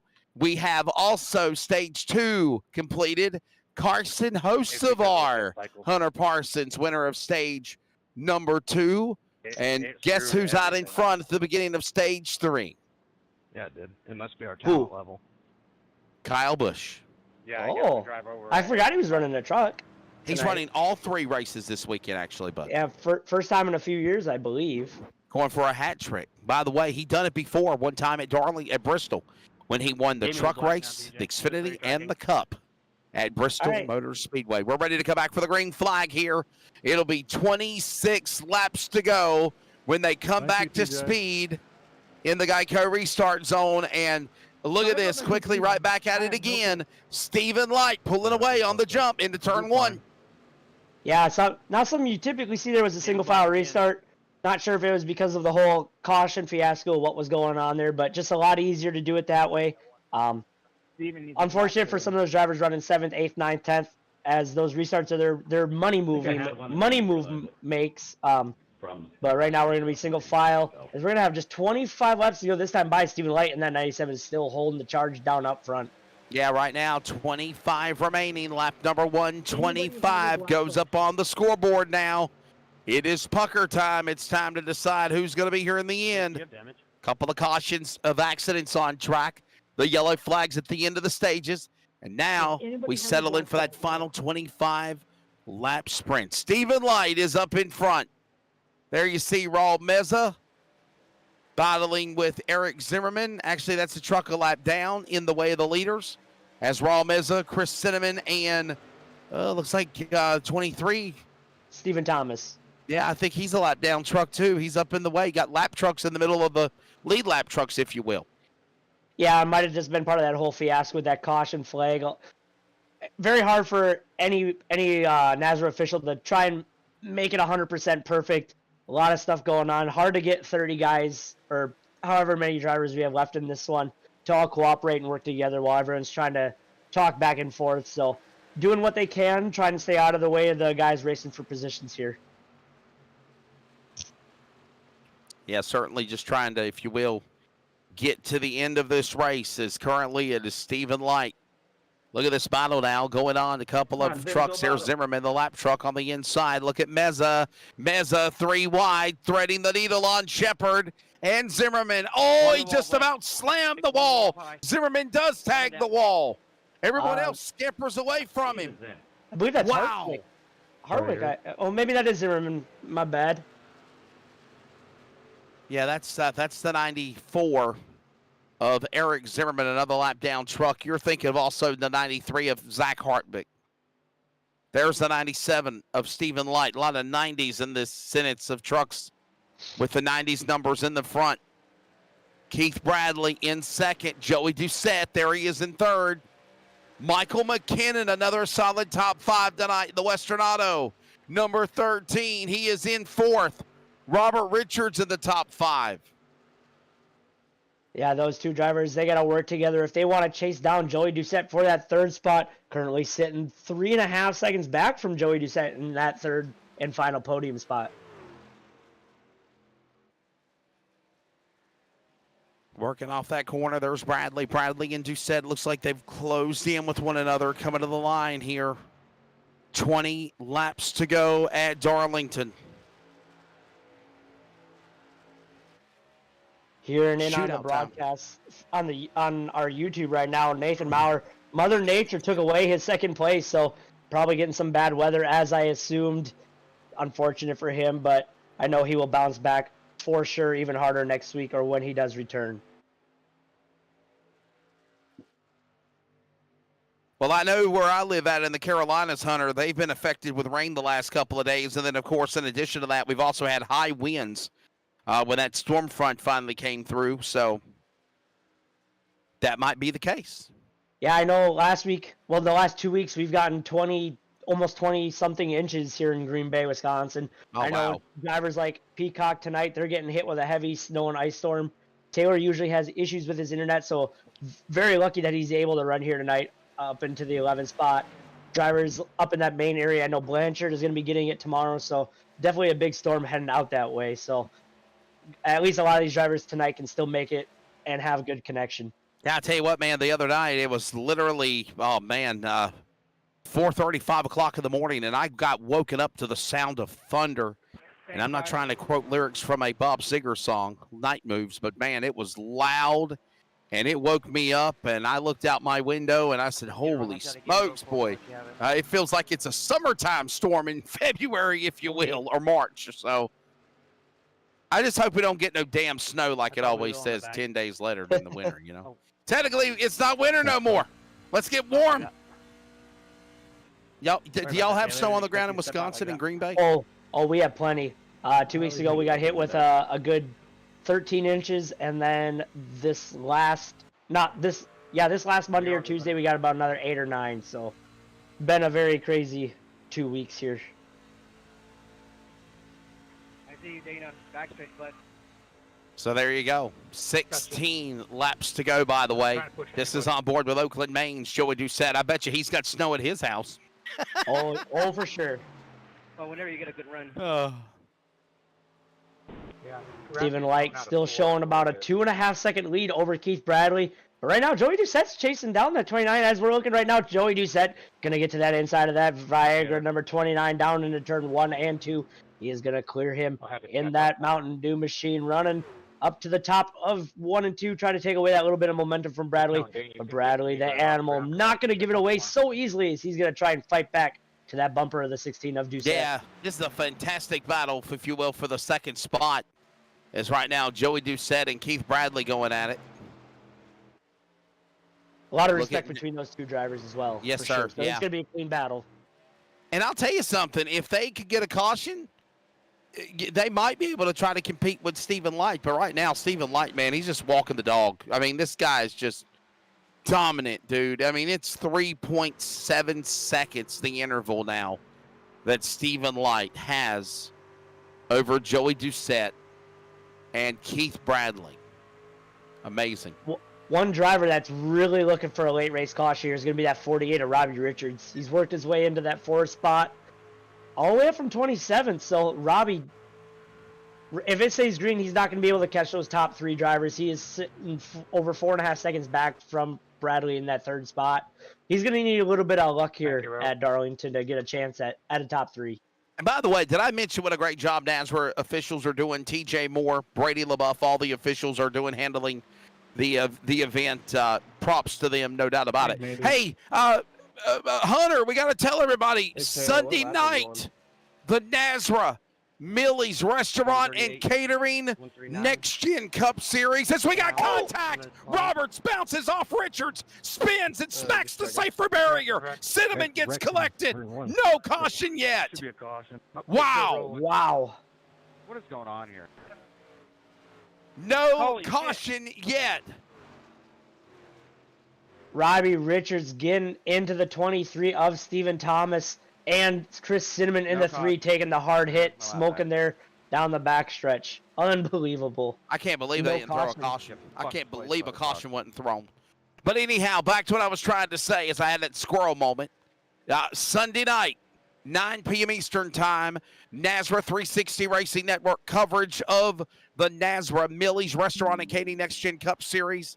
It mimics the real NASCAR Cup Series schedule as, well, there you go. Stephen Thomas just smacked the inside sand trap barrels, if you will. And, Yeah, Stephen Thomas, unfortunate night for him. He lost connection early on. Went 10 to 8 go. laps down. And he was just trying to put it together a finish there. But Chris Cinnamon trying to do all that he possibly can to try and make it to the end of this one without blowing that machine up. Yeah, a lot of damage, by the way, on that number 3 of Chris Cinnamon's truck. What might have been for the driver that had such a strong run going for him. Stephen Thomas and you know, lap down truck getting in the way. Lap trucks, Thomas not having a good night here tonight. Getting in the way. Hey, you know I noticed who's not here? Where is Adam Newbert? I was asking myself and the other guys earlier before this one the same thing. Adam Newbert was trying to go 3 in a row out of town tonight, so no one can collect that bounty if he's not here. I guess there's some big bragging rights to take down that number 4 of Adam Newbert. Did they finally put up a bounty? I don't think so, but I think there's a lot more bragging in that bounty than anything. Gotcha. Well, I Right tell now- you what, we're in single digits now, ready to bring this one to the finish with 8 to go. And Stephen Light has now opened up a lead that is 6 seconds. Now, I will tell you this, Hunter. You want to talk about somebody that was wanting a caution flag just a moment ago when those trucks got collected? Doucette, Bradley, they wanted a yellow flag because I think they thought they could bunch him up and try to make a run. But I'm telling you, man, Stephen Light is just dominant here. Everything's worked in his favor. 7 laps to go. Pull out a broomstick, man. This guy has swept the events here. If he can hold on about 6 more laps unofficially and dominated here at Darlington Raceway. No doubt about it. Yeah, he has checked all the boxes tonight. He has done everything that he possibly needed to do. And he's going to come away with the most laps led with just about all of them, minus the few between that green flag pit stop. And he's going to come home with... I'm going to go on a safe limb here and say that he's going to come home with the win here tonight and carry in some good momentum into next week. Stephen Light, American Motorsports driver. Of course, ran long time in the ARCA Menard Series. He also competed in the NASCAR Cup Series, Xfinity, and Craftsman Truck Series. 36 years of age. Resides now in Asheville, North Carolina for the driver again. In addition to that, he was the 2012 NASCAR Cup Series Rookie of the Year. And he had over 150 feature race wins in real racing and quarter midgets and go-karts. And, of course, never got any wins in the Cup Series, but got him a win in the Xfinity Series. Of course, that was a win at Kentucky in 2007. And, of course, never a win in the Truck Series, but definitely a NASCAR competitor, no doubt about it. Ran 18 Cup races in 4 years, 161 Xfinity races in 11 years, and 4 truck races in 1 year. And it's pretty damn cool to have him joining us, if you will, for the NASRA Triple M Pulling Truck Series. And I'm telling you, you got to think, Hunter, and I'm going to ask him, did he use his prowess of racing Darlington back in the day to maybe help him out with this virtual drive here tonight? No doubt about it. He has whipped everybody, took him to the woodshed. For sure. I would have to assume that he has done his work. Like you said, he's been very good in the ranks of NASCAR, and I'm sure it doesn't translate exactly over, but I'm sure he's been able to take that knowledge and transition it into the sim here, as he's going to be leading with just 2 laps to go this time by. 2 laps remaining. Hunter, I hope you don't mind, my friend, if you can handle post-race, man. I've got to go to bed. I've got to get up early in the morning at 5 a.m. and drive down to the beach for my Flow Racing NASCAR broadcast obligations. And I've also got to eat dinner. I've not ate anything to eat today, man. I literally got up, been in meetings, had broadcasts, had the lacrosse radio broadcast, come here and sit in the chair to join you. And now we are down to the final lap. It is 1 more lap to go. Final lap around for the driver of Stephen Light from Asheville, North Carolina. The Mountain Man is about to pick up another win, Hunter, in the NASRA Triple M Pulling Truck Series at Darlington. He's in turn 3 for the final time. Absolutely dominating performance out of that 97 BP Racing for Autism. Stephen Light going to capture the Acme Marcus 200 win here at Darlington Speedway. The interval now is second for Joey Doucette. Right there at the line. 8.25 seconds between Joey Doucette, Keith Bradley. 4th place, 17 seconds back, just crossed the line. 19, close to 20 seconds back for 5th and 6th. That's, of course, McKinnon, Shepard. And now top 10, close to 24 seconds back to Stephen Light. Man, this guy was phenomenal, no doubt about it. Wow. I almost wrecked at the end there. Just an absolutely dominating performance. We saw it there in stage 1 where he led every lap. He checked out by about 4 or 5 seconds, and we knew right there that the 97 was going to be the talk of the show here tonight at Darlington, and he was just that. We're going to have to get an official lap counter on how many laps he did lead here tonight at Darlington. I mean, was there ever any time that he ever had anybody pass him? I mean, I think there was one time that somebody might have led a lap whenever green flag pit stops were going on. But I think he led 148 of 150. It had to have been. Yeah, seriously. Right now he is burning it down. I'm sure a very happy Stephen Light, Eric Zimmerman, the owner of that team. Definitely a good pick for Eric Zimmerman for that team there and that BP Racing for Autism. Yeah, you know, Zimmerman might have struggled in his truck race with the McDonald's Bill Elliott throwback, but one thing for sure, man, Stephen Light has definitely done everything he needs to do, and you know, and what he does, he loves to spread awareness for a great cause, and I'm sure, as always, he will talk about that here in Victory Lane with Hunter whenever we have our post-race wrap-up, as again, the Acme Markets 200 is in the books. Let's take a look at the results here tonight. Stephen Light, the winner. Look at the interval back to Joey Doucette. Interval back to Bradley, 10 seconds from 2nd to 3rd. Then it's going to be Robert Richards 4th. 5th will be Michael McKinnon. Dana Shepard 6th. Jose Luis Rivera 7th. Cody Knott is 8th. Brameza 9th.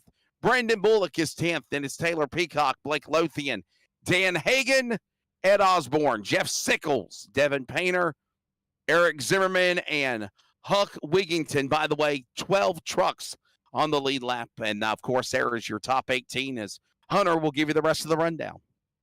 Yeah, 19th is going to be that 3 of Chris Cinnamon. We saw him get caught up late in that last little bit of a wreck, running strong.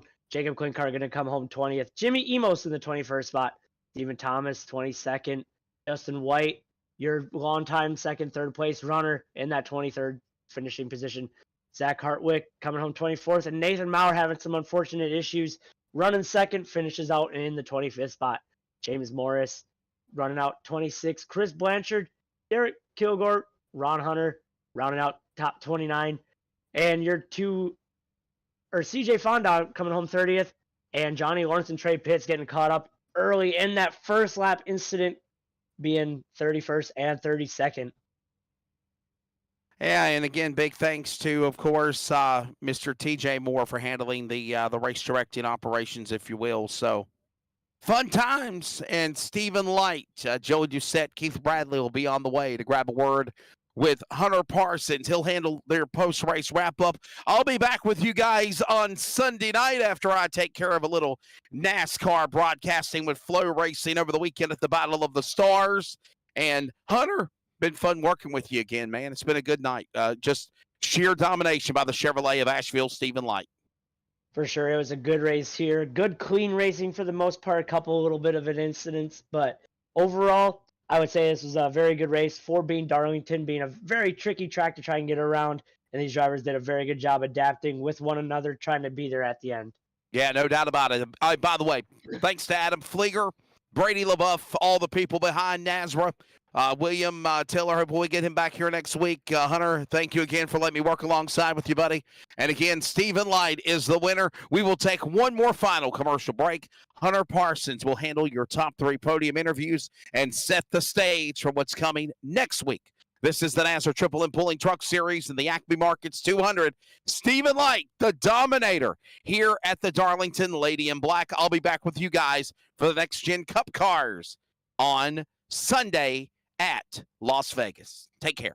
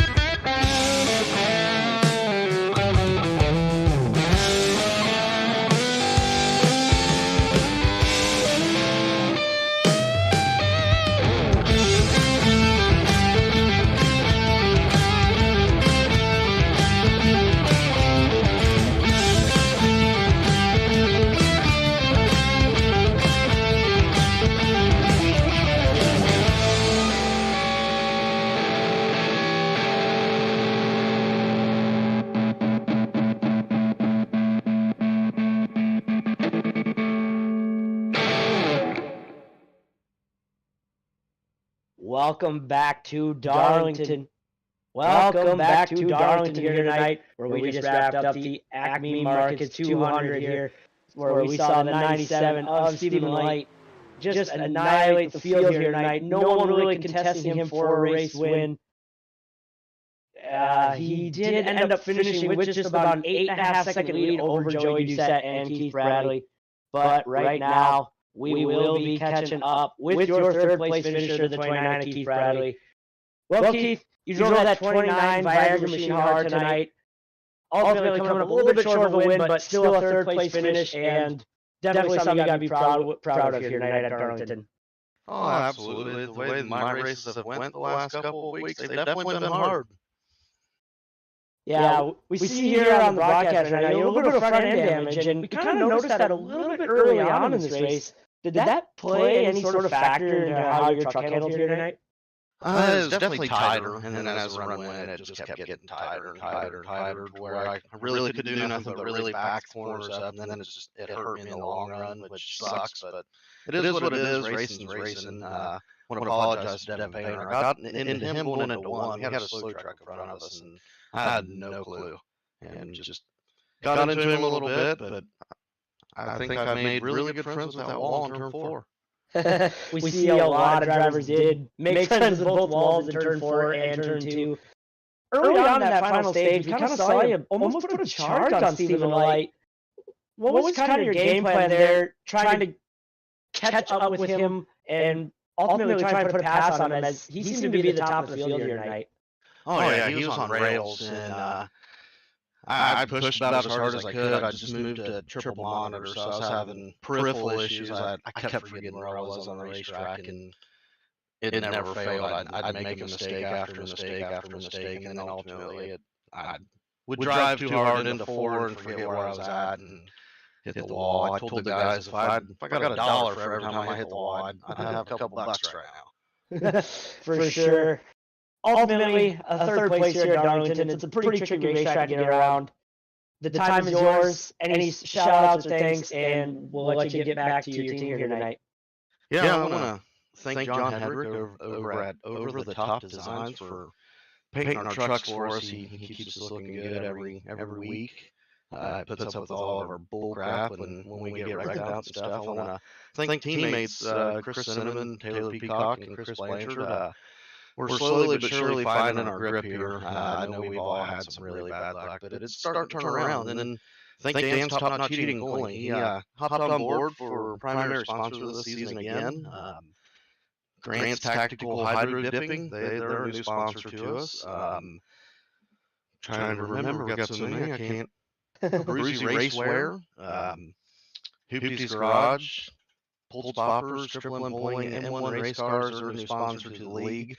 Nazra 360, you guys in the booth, you guys do a killer job every Friday night, and everybody in the league. Well, thank you, Keith. Congratulations on your third place finish. We'll see you next week. Thanks, guys. Again, that was your third place finisher, 29 of Keith Bradley. Right now, we got number 16 of Joey Doucette rocking the Dale Earnhardt Jr. Mountain Dew amp machine coming home in second place. Joey, you had a good run here tonight. Sorry to cut you off there. You had a good run there tonight. Kind of saw you dabble around the 10th position a lot of stage 1, stage 2. That stage 3, you really turned it up and made your way through the field here and come home second. I got on the wall pretty early. Got in with James pretty early too, around like lap 20. Had some damage, tried to fix it, and then a couple of lap cars. And I just made wrong moves into turn 1 and drifted up, hit the wall, and it had significant damage. But stage 1, I fixed the damage a little bit. Stage 2, I fixed it, and then I think the last caution I fixed it all, and we were just on a different strategy than everybody else, because that last caution that came out that collected Justin kind of helped us. Everybody was falling off with accidents. I mean, Devin Painter had something go wrong with him, and then obviously Nate lost, Packett lost, and but no, I'm happy with a P2. For sure, and we kind of saw all night, and I kind of talked to Keith a little bit about it. Stephen Light was just the top of the field here tonight at Darlington. What would it have taken for someone to try and knock on that door of opportunity to maybe even trying to dethrone him here in this one? I don't think there was. He was just on rails. He was just gone from the green flag tonight, and he was just a different animal tonight. And but no, congrats to him. You know, Darlington's a hard track to tame. You know, and he did it with class, and he did it. You know, like I would want to do. I mean, he had like an 8-second lead on me and Keith. So But no, congratulations to him. Congratulations to Keith. He hit the wall. The only thing I was thinking was not to wreck him this week, and so I stayed back. But once he hit the wall, and I had that clear, so move. I just took it, and then I think he had a couple of mistakes, or his tires were already gone, and I was just trying to stay off the wall and not wreck the thing. So. For sure. Well, you did a good job of that tonight, coming home second. The time and floor is yours. Take it away. I'd like to thank Nazareth 360 Racing Network, Warrior Wraps, NRE Power Systems, M1 Race Cars, Over the Top Design, Hoopy's Garage, Pulse Poppers, Blanchard's Towing, Stogie's Triple M Pulling, Sim Racer Hub, Butt Kicker, and 213 Sim Wear. I'd like to thank Brady, you guys, everybody in the league. They're great group of guys, and hopefully we can continue. So we finished one place better. I've had 3 place finishes. Now I got a second. Now I got to go for a win. So I'm moving on up. Well, hopefully we'll get to talk to you here, getting that first place podium spot. So we'll let you get going tonight, and hopefully we'll see you next week at New Hampshire. I appreciate it. Bye. Again, that was your second place finisher, 16 of Joey Doucette. But right now, we are catching up with your race winner tonight, an absolutely dominating performance from the 97 BP Race for Autism, Stephen Light. Well, Stephen, we talked to you early in stage 1 after you won the stage by about 4.5 seconds. You kind of kept a nice gap throughout the entire race. Just an absolutely dominating performance here from you tonight. Yeah, the DP Autism car or truck was really good tonight. It was really just a tire management deal in the long run. And Keith Bradley really kind of screwed my strategy up a little bit. He had a damaged truck and was still making really fast lap times on fresh tires. So when he got back to the front there, it forced me to get a little out of my comfort zone or at least my original game plan for what I had planned for the race tonight. I knew if he got out in front of me, it was going to be pretty hard to get back around him because area is pretty important. But all in all, it was a really good race, clean race. And I want to say this: this is the first race I ran with a spotter, and I had my I had the radio turned off to the rest of the field. So everybody that saw the leaders coming and moved out of the way, bravo. I mean, that's really appreciated. Very professional. It was really nice to see that. Really good camaraderie. That was really nice to see. And there was times I was hitting the button thinking I was talking to the field, saying thank you for letting us by, and realizing after I was only talking to my spotter. So I want to say thank you for letting everybody by that was the leaders coming. That was really professional, and it was a lot of fun. Yeah, it was a very good race tonight. I believe we only saw one real caution for Netcode, or 2 cautions, one with Justin White, who was running second. But overall, very clean race. Wes couldn't be here for the interviews tonight. He had to get going. And he kind of had a question for you, and I'm sure he'll go back and watch this. His question for you was, how much of the real-life experience can you put into effect here in the sim that helped you get around here so well tonight? Well, I think there's a couple of things. Running here in real life obviously helps. Understanding what the setups can and can't do. Practice today or this week, I made one session with a couple of laps yesterday, and decided not to overdo it. Had a really high temperature setting, basically no grip on the racetrack, and decided not to make a bunch of laps just because I didn't know where the racetrack would be set for the race. And I'm glad I didn't do that because the race ended up being a lot cooler, a lot more grip. And I think that really helped. I don't think it matters if you. It does matter if you race real life. Obviously, you know the tendencies of the racetrack and how it changes. I know early on you couldn't really run the bottom of the racetrack, especially if you're 3 and 4. Didn't have a lot of grip, and you were losing time to the guys running the top. By the end of the race, the bottom group actually had more grip, and I was focusing on getting good runs off of 4. diamonding 3 and 4 really early and getting off on the bottom because it had more grip later in the race once the rubber was laid down. So it does matter to a point, but anyone out there trying to get into racing, whether it's, I don't care what level it is, always put yourself in the worst case scenario. So if you're trying to run any racetrack, always put it on the slickest setting, like or at least harder than what you think it's going to be in the race, and work off of that in practice. Get good at it, and then when the race comes, if it's cooler racetrack, more grip, then it's going to be easier because you're already going to understand how far you can go with the tires and the way they set up and all that stuff. For sure. So very good insight there, and we appreciate it. I know Eric Zimmerman's got to be a very happy team owner. You're getting a second win here in the season already. So any sponsor shout-outs, special thanks, and we'll get you back to them. BP Autism, 100% on sponsorship. Eric knows more about it than I do, but I'm glad to be a part of it. I'm privileged to be a part of it, and I appreciate him bringing me in. And there's a lot of things in life that you can't explain or you feel bad for, but BP Autism is one of those things that we're trying to bring awareness to. And if everyone would just stop and listen for a second, like anything else in life, we can possibly help someone in need. For sure, and a very good cause there, as you say, and definitely going to have to try and get Eric in here at some point, and maybe even go into that a little bit more. But very good performance here tonight, and we will get you back to your team there and let you celebrate this one. Glad to have you. Thanks for having me. Love you. All right.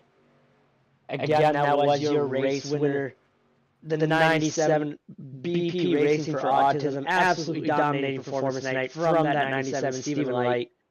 And that's just going to about wrap it up here at Darlington for the Acme Markets 200. These drivers are going to load up and head over to New Hampshire for next Friday night, as those drivers are going to be taking on that mile and a half, I do believe it is. See if Stephen Light can keep that momentum rolling, or if Adam Newberg can come back next week and try and make it 3 in a row for himself. But for now, that is going to do it on our Nazareth 360 Racing Network broadcast. I am Hunter Parsons. I was joined earlier by Wesley Outland here in the booth, and Adam Fleer, as always, giving you those crazy shots behind the camera. That is going to do it for us tonight here at Darlington Speedway. Thank you, and good night.